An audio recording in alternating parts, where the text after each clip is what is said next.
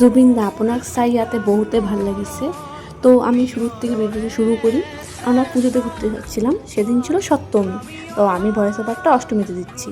তো ঘুরতে ঘুরতে গিয়ে হঠাৎ দেখি রাস্তার মধ্যে জুবিনদার ফটো লাগিয়ে এখানে সবাই ক্যান্ডেল জ্বালাচ্ছে।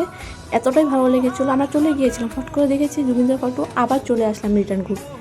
তো ঘুরে এসে দেখলাম এখানে কতক্ষণ দাঁড়িয়ে থাকলাম, এত ভালো লাগছিলো দাঁড়িয়ে। তো পাশ থেকে দাদা দুটো বলছে তোমরা যদি ক্যান্ডেল জ্বালাও তো জ্বালাতে পারো।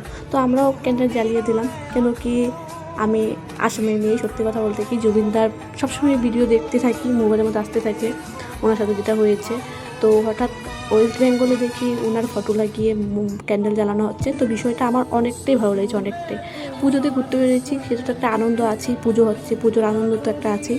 কিন্তু পুজোর আনন্দের পাশাপাশি আমার জুবিনদার এখানে ফটোটা দেখে এতটাই ভালো লেগেছে, এতটাই ভালো লেগেছে কি বলবো আর। সঁচাকৈ জুবিনদা আপোনাক ইয়াত চাই মোৰ বহুতেই ভাল লাগিছে, বহুতেই ভাল লাগিছে। মই ভবা নাই আপোনাৰ ফটো ইয়াত লগাই এনেকৈ কণ্ঠল জ্বলাব, কেতিয়াও ভবা নাই।